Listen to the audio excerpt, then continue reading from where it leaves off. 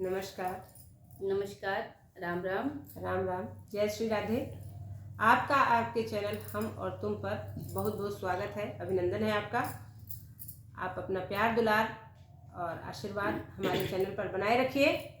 आज आपके लिए प्यारा सा विवाह गीत लेकर आए हैं। बहुत ही मजाकिया, बहुत ही आनंददायक गीत है। इस गीत को जब आप पूरा सुनेंगे तभी इसका आनंद मिल सकेगा आपको। तो इस गीत को ध्यान से सुनिए, सूंघते गर्भ रह जाए। लाइक करिए, सब्सक्राइब करिए, कमेंट करिए, शेयर करिए, अपना सपोर्ट बनाए रखिए। उषा जी को मजा आ गया है, आप लोग गाना सुनिए, आपको भी आएगा। बुरबई देशवा से आवा बभनवा हरी हरी धुबिया, बभना तोहरे गठरिया मकाऊ मऊरवा की झालरिया, बभना तोहरे गठरिया मकाऊ मऊरवा की झालरी, हमरे गठरिया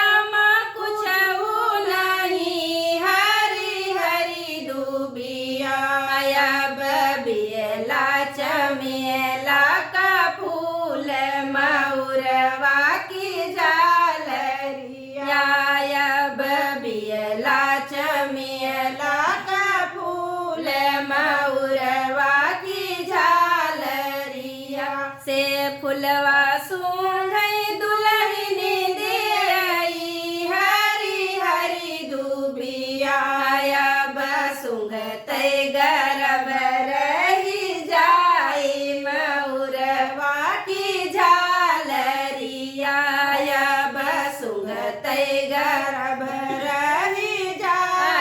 मऊरवा की झालरिया, जब रे बरतिया बगिया में पहुंची हरी हरी धुबिया, दुल्हन के मूड पिराई मऊरवा की झालरिया, दुल्हन के मूड पिराई मऊरवा की झालरिया, जब रे बरतिया दुअरवा पर पहुंची हरी हरी दुबिया, दुल्हन के कमर पिराई मऊरवा की झालरिया, दुल्हन के कमर पिराई मऊरवा की झालरिया,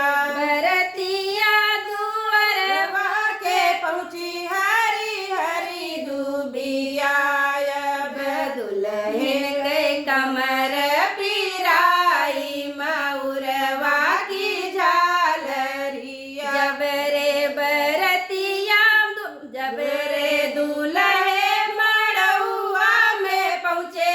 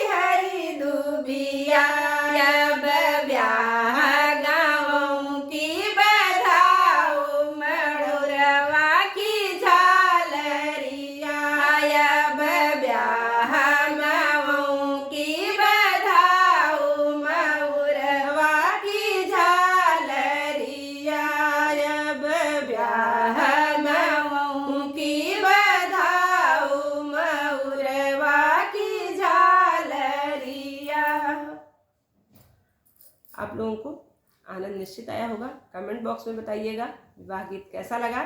और आप लोगों से एक रिक्वेस्ट और है, हमारा एक और चैनल है हम तुम कॉमेडी, उस पर सिर्फ हम कॉमेडी डालते हैं। आप लोग कॉमेडी में जो लोग कॉमेडी देखना चाहते हैं वो हमारे इस चैनल को सब्सक्राइब करें, लाइक करें, शेयर करें ज़्यादा से ज़्यादा, ताकि हमारा वो चैनल भी आगे बढ़ सके। आप लोगों का बहुत बहुत धन्यवाद। अपना प्यार दुलार आशीर्वाद ऐसे ही बनाए रखें।